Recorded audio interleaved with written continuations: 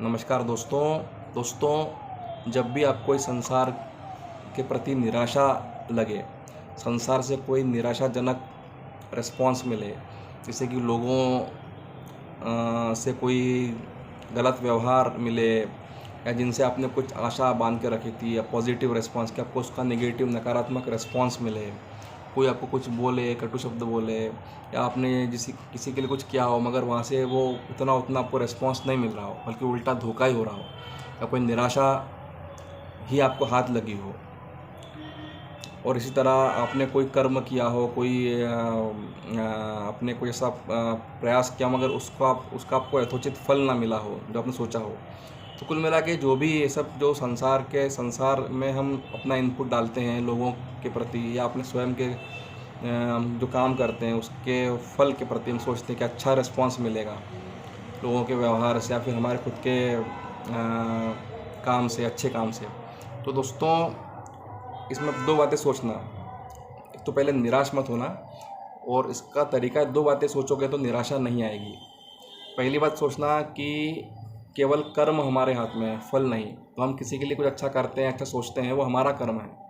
या हम कुछ कर्म करते हैं उसका फल उतना वैसा नहीं आता, या फिर हम किसी के लिए कुछ करे हैं या कोई उम्मीद पाले हैं, वहाँ से वो रिस्पॉन्स नहीं मिला या उल्टा रिस्पॉन्स मिला, तो हमें दुख हो सकता है। मगर भीतर से इतना दुखी होने की ज़रूरत नहीं है, क्योंकि दोस्तों कर्म पे आपका अधिकार है, फल पे नहीं।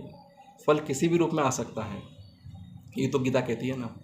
और दूसरा, शास्त्रों में, आध्यात्मिक शास्त्रों में, ग्रंथों में निराशा को, संसार के प्रति निराशा को, अगर आप साधना कर रहे हो तो बात समझोगे। अगर आप साधक हो, अगर आप जीवन के प्रति गंभीर हो, तो आप समझोगे कि निराशा वर्ड शास्त्रों की तरफ से जो आता है वो संसार के प्रति निराशा जो होती है ना, तो वो कहीं ना कहीं कुछ वैराग्य लेके आती है। और वैराग्य शब्द आप जानते ही हो, शास्त्रों में अध्यात्म में वैराग्य का कितना महत्व है।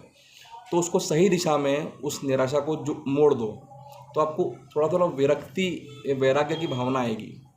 तो वो वैराग्य जो आएगा, पॉजिटिव वैराग्य, नेगेटिव नहीं कि अवसाद हो रहा है, डिप्रेशन हो रहा है। सही जब वैराग्य आएगा निराशा से, ये सारे वर्ड शास्त्रों में हैं, तो वो आप सही दिशा में आपको ले जाएंगे। आपको संसार की जो सच्चाई है, दुखालय में शाश्वतम गीता कहती है, वो आपको पता पड़ेगी।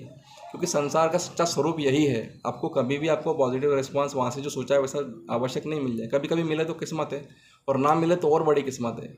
आपको संसार की माया की सच्चाई पता पड़ रही है, इसलिए आपको निराशाजनक व्यवहार मिल रहा है। ये भगवान की कृपा भी मान लोगे आप, तो भी आप संतुष्ट रहोगे। बस यही बातों का ध्यान रखना है। शास्त्रों से ये बातें आती हैं, इस पर विश्वास करना है और जीवन को पॉजिटिव